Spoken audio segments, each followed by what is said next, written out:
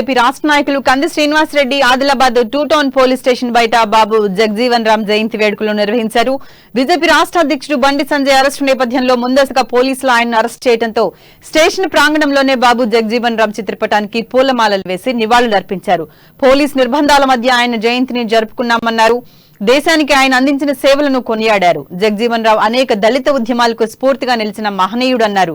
బడుగు బలహీన వర్గాల అభ్యున్నతికి కృషి చేశారన్నారు.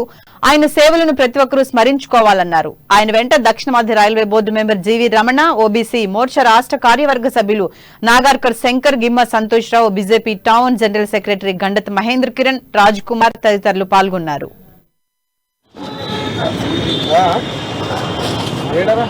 जगजीवन राम, बाबू जगजीवन राम, बाबू जगजीवन राम, सादिद्दाम सादिद्दाम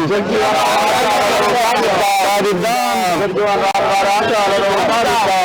राम गारी आशयालनु बाबू जगजीवन राम गारी आशयालनु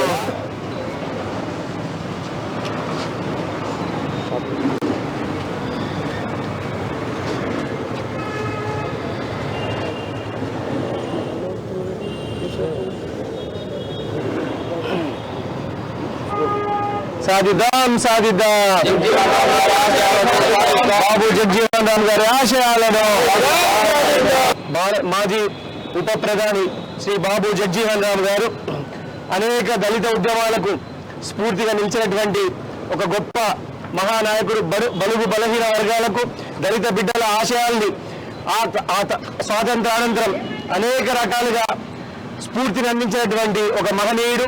వారి ఆశయాల్లో నడవడానికి బడుగు బలహీన వర్గాలు దళిత బిడ్డలు అత్యంత చదువు వల్ల మాత్రమే అద్భుతమైనటువంటి ప్రగతిని సాధించగలరని చాటి చెప్పినటువంటి మహనీయుడు, గొప్ప విద్యావేత్త బాబు జగజీవన్ రామ్ గారి 116వ జయంతి ఈ రోజు పోలీస్ స్టేషన్లో జరుపుకోవడం ఒక